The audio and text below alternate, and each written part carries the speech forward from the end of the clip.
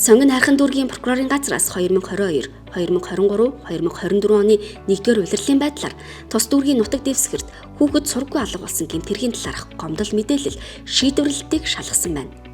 Хүүхэд сургаггүй алга болсон гэх 2022 онд 65, 2023 онд 100, 2024 оны эхний 3 сарын байдлаар нийт 40 гомдол мэдээлэл цагдаагийн байгууллагад бүртгэгджээ. 2024 онд бүртгэгдсэн 40 хүүхдээс 36-г нь олж тогтоон ар гэрт нь хүлээлгээ өгчээ. Харин үлдсэн 4 хүүхэд нь гэмт хэргийн хохирогч болсон тул хэрэг бүртгэлд мөрдөн байцаалтын ажиллагаа явуулж шүүхэд шилжүүлж шийдвэрлэжээ. Хүүхдүүд ар гэрийн нөхцөл байдлаас шалтгаалж гэрээсээ дайжиж 1-7 хоног цаашлаад 50 хүртэл хоногоор сургаггүй алга болох тохиолдолж гарсан байна. Гэр орносоо дайжсан хүүхдүүдийн 60.5% нь эмэгтэй, 39.5% нь эрэгтэй хүүхдүүд байгаа бол насны хувьд 50 орчим хувь нь 14-өөс 15 насны өсвөр насны хүүхэд байна. За Сонгон хайрхан дүүргийн прокурорын газраас хийсэн энэ сургаггүй алга болсон хүүхдүүдийн судалгааг хийсэн байна шүү дээ. Эндээс хараад ахад сүүлийн 3 жилийн байдлаар их өндөр тоо нэг дүүргийн хэмжээнд гарсан юм шиг санагдаад байна л да. Яагаад тэр энэ өндөр тоотой байгаа юм бэ? За энэ хүүхэд сургаггүй алга болсон нөхцөл байдлыг бол 2022, 23, 24 оны байдлаар бол авч үзсэн. За ингээд нийтдээ бол энэ 3 жилийн хугацаанд бол 205 хүүхэд алга болсон гэсэн ийм тоо бол өндөр тоо гарсан.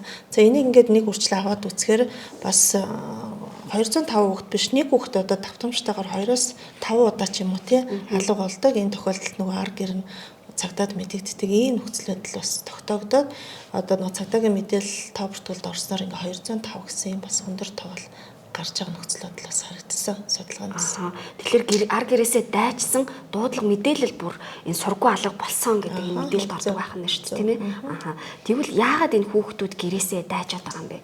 Энэ шалтгаан нөхцөлийг тодруулж. За судалгааг ингээд 3 жилээр наваад үзэхээр нэгдүгээрт нь болохоор хүүхэд эцэг их сургууль мөрчлөгчтэй таарамжгүй харьцааны улмаас гэрээсээ дайжих тохиолдол илэрсэн.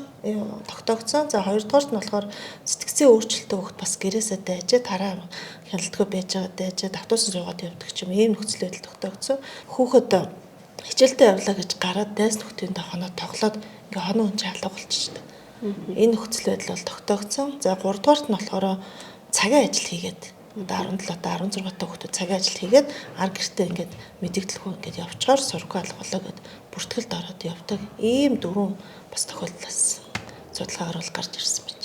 Гэтэ олж тогтоогдсон биз дээ. Энэ 205 хүүхэд. За энэ яг тоогоор 205 гэж гарсан. Энэ бүх хүүхэд бол олж тогтоогдсон. Өнөөдрийн байдлаар бол ингээд сургаггүй алга болоод олдоогүй хүүхэд бол байхгүй. За ингээд судалгаа хийгээд үзэхээр бол тухайн хүүхдээс гадна энэ хүүхдэд хараа хяналт тавих хэрэгтэй эцэг их сургууль өмжүүлэгч, за сургуулийн байгууллага багш нар, за мөн төрийн байгууллага хүүхдийн төлөө ажиллах төрийн байгууллагууд бас гэмтрээс урьдчилан сэргийлэх ажиллагаагаа бол бас хангалтгүй ингэж хэрэгжүүлж байна гэж ингэж харсан. Яагаад гэвэл одоо энэ хүүхдүүд маань сургаггүй алга болоод энэ явж явах хугацаанд өөрөө гэмтэргийн одоо өөр гэмтэргийн хохирогч болох айсвал өөрөө одоо ямар нэгэн байдлаар гэмтэрэг холбогдох ийм нөхцөл байдлаас тогтоогдож болцсохгүй юм нөхцөл байдал бол тогтоогдсон.